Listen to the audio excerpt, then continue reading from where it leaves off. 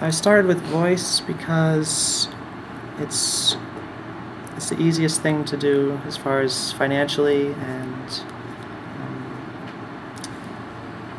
in a way, it's not a permanent change. It's just you're expanding and learning new techniques, but there's nothing physically that really changes that much.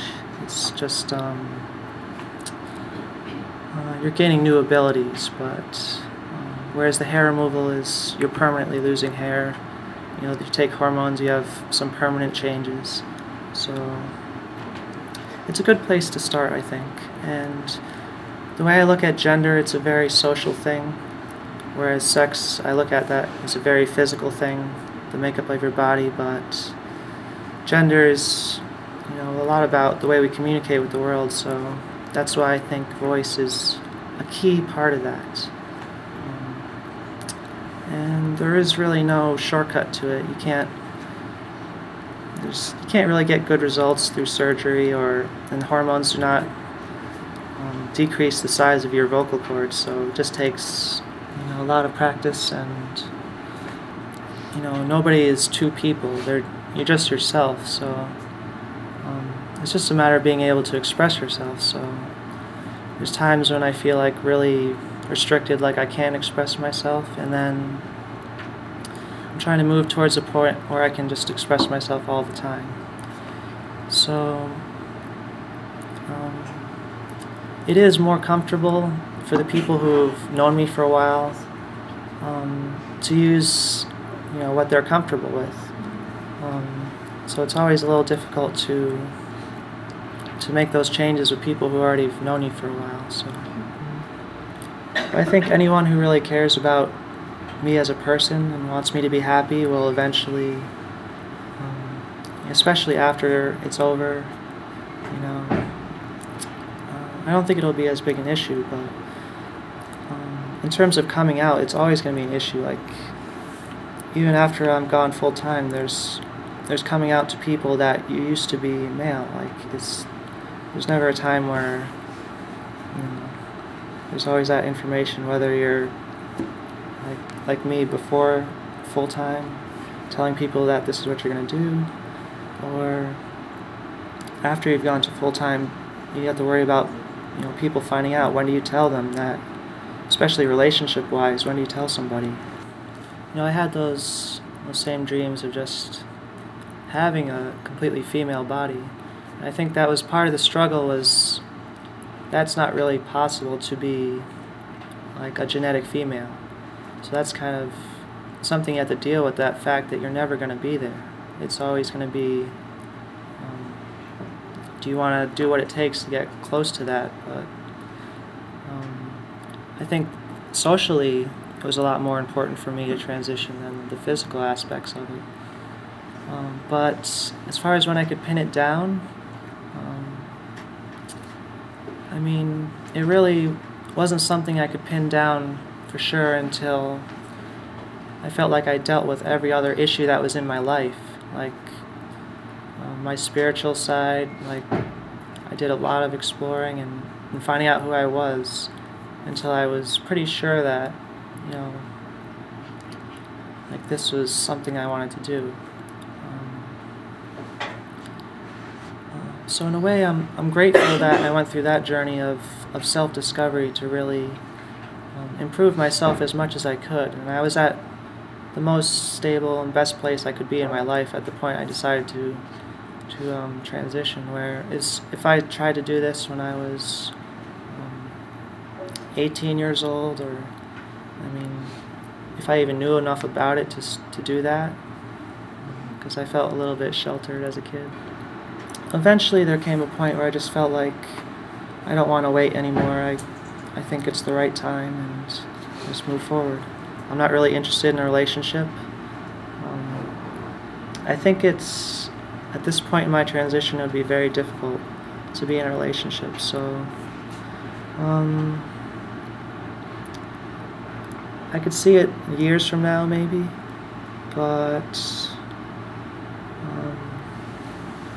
at the same time, the importance of a romantic relationship has changed for me, where it used to be all important to me when I was younger.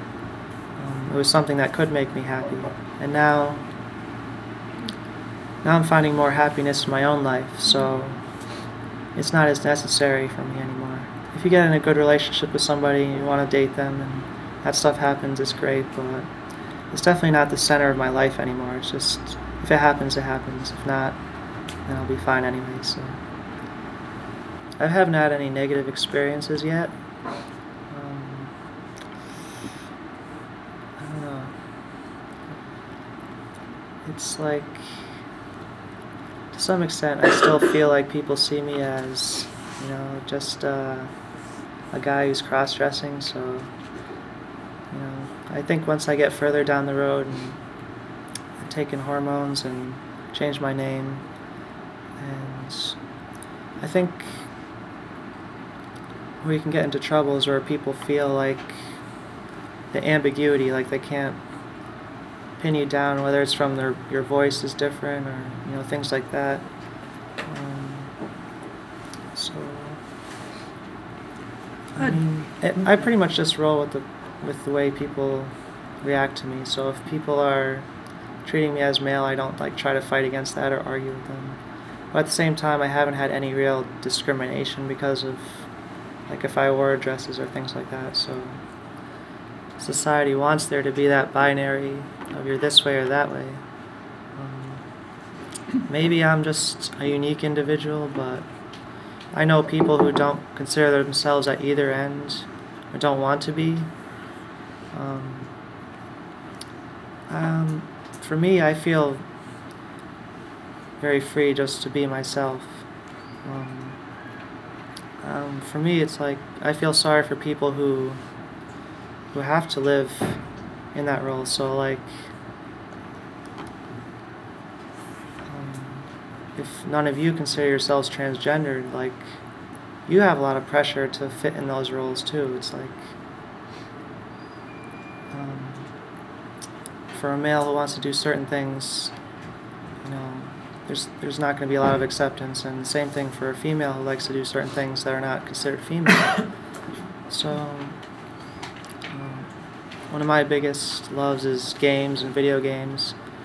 That's typically dominated by men, but I mean,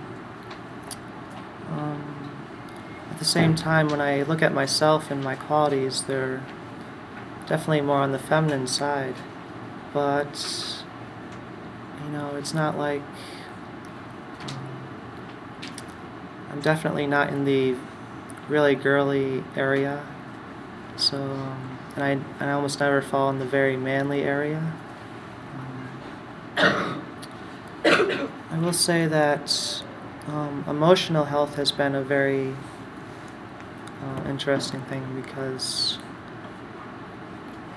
dealing with emotions is something that men and women tend to deal with things differently. And up to this point, I've dealt with emotions in a very masculine way, which is not expressing them. So I'm hoping that through this process I can express my emotions better, and not feel like I have to just, because that's typically the way men are supposed to behave, and I don't feel like it's healthy to do that, to just if you feel sad or almost any emotion, you just sort of not express it. So I don't know if hormones will change that, the way I express emotions or feel them, but I'm hoping whatever this transition does for me, that would be a big thing, is being able to emotionally express myself.